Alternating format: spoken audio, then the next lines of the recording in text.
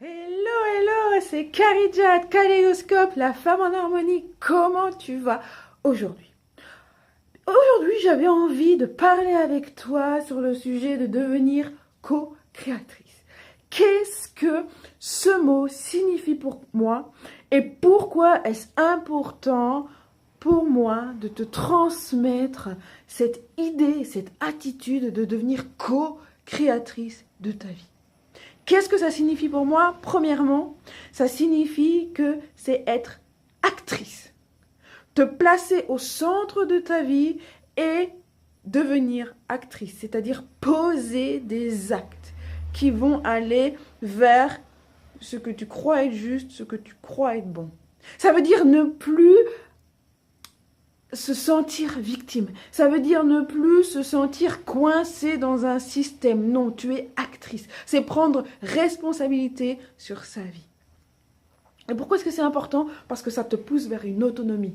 Comme ça, tu ne dépends plus d'un système, tu ne dépends plus de quelqu'un, tu ne dépends plus de quoi que ce soit, mais tu dépends de ce que tu sais faire et de ce que tu es.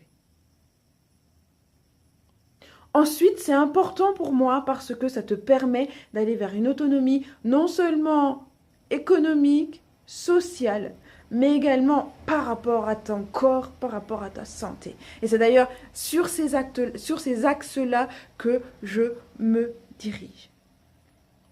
Je vois souvent des femmes qui en ont marre de prendre la pilule, qui en ont marre d'être dans ce système médico-légal, pharmaceutique. Et quand je leur parle juste tout simplement de connaître leur corps au naturel, elles me regardent comme si je venais de la planète Mars. Mais en effet, cela passe par là aussi. Être co-créatrice de ta vie passe par le fait de connaître ton corps. Passe par le fait de connaître comment ton système hormonal fonctionne, qu'il fonctionne bien ou qu'il ne fonctionne pas bien, que tu sois en ovulation, que tu sois en cycle anovulatoire. Mais c'est à toi de savoir le diagnostiquer. Dès que tu es malade, dès que tu as un problème gynécologique, pourquoi est-ce que tu files chez le gynécologue? Alors que quand tu en ressors, tu n'es quand même pas satisfaite et tu viens de claquer 20 boules, 25, 30, 50, ça dépend. Non. Être co-créatrice de sa vie, c'est également être autonome au niveau de sa santé, au niveau de son cycle menstruel. Et ça aussi, c'est ce que je t'apprends. C'est comme cela également que je t'accompagne. Je t'accompagne également au niveau de tout ce qui est alimentation. Parce que comment vouloir aller bien, comment vouloir être en bonne santé si tu te gaves de coca, de café, de thé, de chips, de crasse?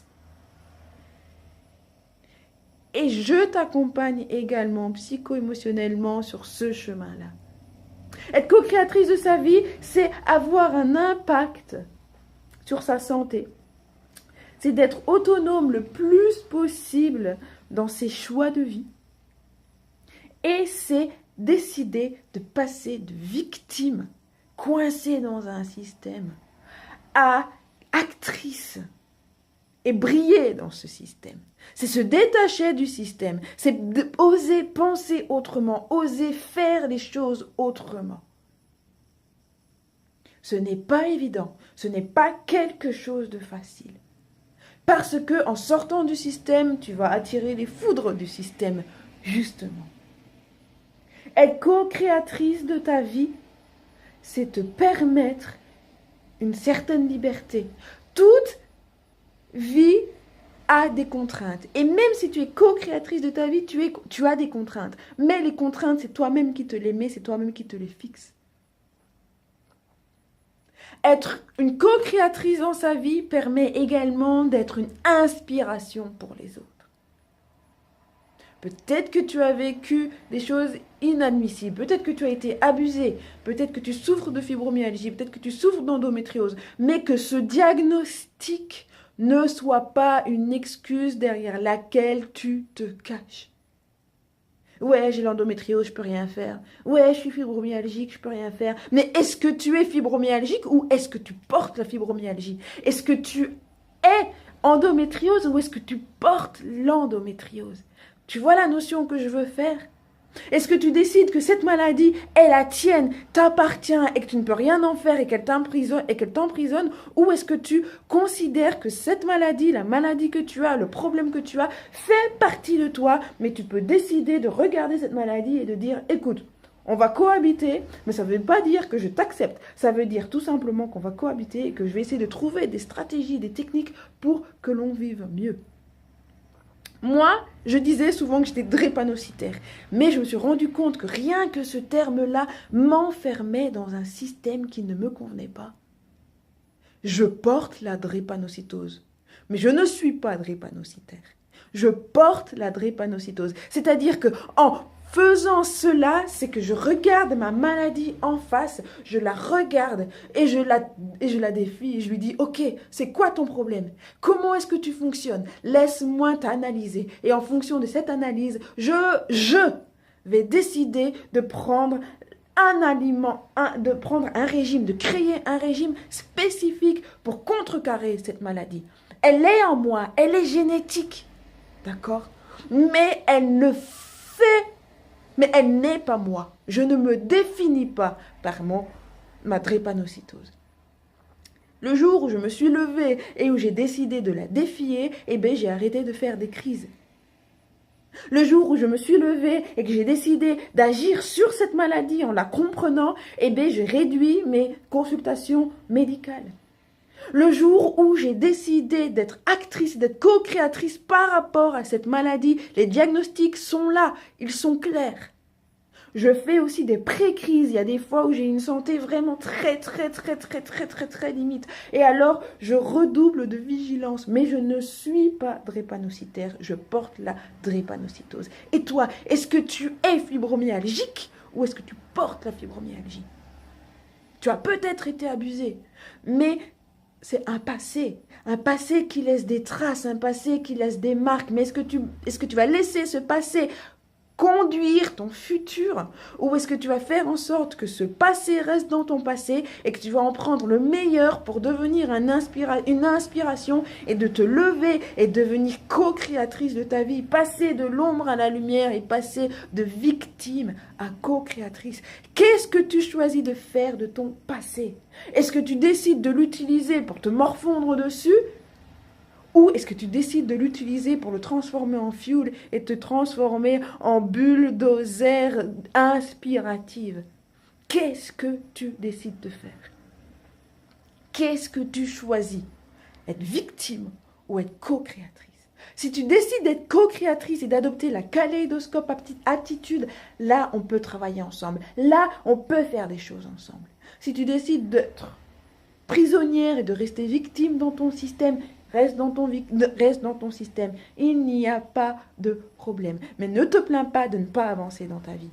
Souvent, j'entends, et j'accompagne les femmes enceintes également dans cette dynamique-là. J'entends, récemment, j'ai eu la dernière cliente, la dernière prospect, j'ai envie de dire, qui disait, oui, mais c'est le système qui veut ça, c'est le système qui veut que l'on retourne travailler, c'est le système qui... Non! Tu es responsable de ton propre système. Si tu n'as pas envie de retourner travailler, ne retourne pas travailler. Oui, mais tu vas me dire, économiquement, ça ne va pas le faire. Est-ce que tu es sûr que ça ne va pas le faire ou est-ce que tu ne veux pas tenter? Là, mon expérience d'être indépendante et d'avoir tout lâché pendant 1 an et demi m'a montré et m'a permis de différencier mes besoins de mes envies. Longtemps, j'ai confondu mes besoins et mes envies comme étant des besoins. Mais je peux te garantir que quand tu tombes de 1 700 € par mois à 750, quand c'est vraiment Byzance, eh bien, tu apprends à faire la différence entre tes besoins et entre tes envies. Et finalement, je me rends compte que mes envies ne sont pas du tout mes besoins. Et que mes besoins, finalement, sont juste primaires, c'est-à-dire un toit sur la tête, c'est-à-dire payer mes factures, c'est-à-dire payer mes soins médicaux, ou en tout cas ceux de mon chien. Et voilà, ça, ce sont mes besoins. Ensuite, partir en vacances, partir en voyage, partir avec Berlioz, ce sont des envies. Là, par contre, il y a un besoin, c'est d'être au chaud, mais je n'y suis pas parce que financièrement, ça coince.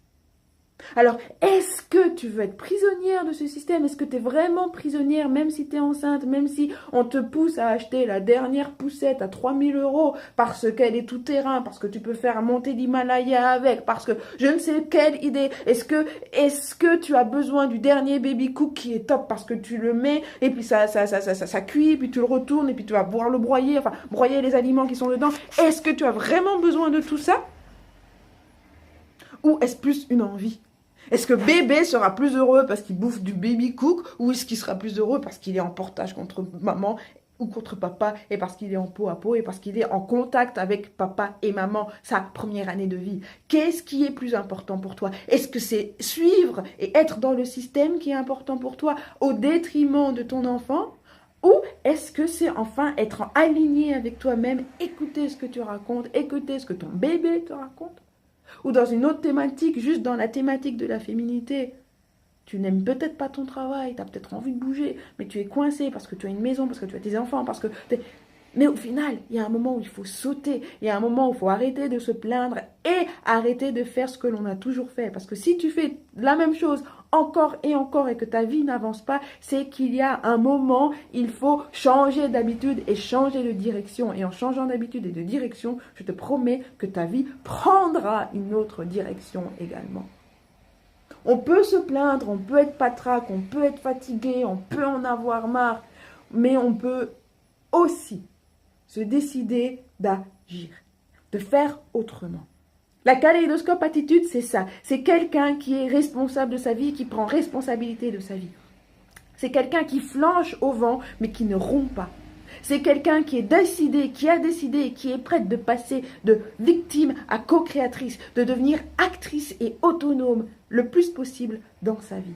Alors moi, c'est tout ce qui est autonomie au niveau de la santé. Mais j'ai une collaboratrice qui s'appelle Isabelle Guilling qui, elle, pourra te guider également dans ce qui est être autonome au niveau de ses cosmétiques, au niveau de la maison, de comment créer ses meubles en carton, comment décorer, comment aménager une pièce vraiment pour pas grand-chose avec des produits de récup, comment faire ses teintures et tout ça. Ça, c'est Isabelle Guilling. Moi, je fais tout ce qui est au niveau de la santé, au niveau du naturel, santé. Et ma collaboratrice, ma partenaire, travaille pour tout ce qui est en autonomie chez soi et en soi. Je mettrai en lien sa chaîne YouTube, je mettrai en lien son site, si ça s'intéresse également. Moi, c'est tout ce qui est naturel, santé et accompagnement et responsabilisation de ta vie. Qu'est-ce que tu choisis aujourd'hui d'être? Bye bye, moi je te dis à tout bientôt et garde la kaléidoscope attitude et surtout sois en harmonie jusqu'à la prochaine fois. Bye.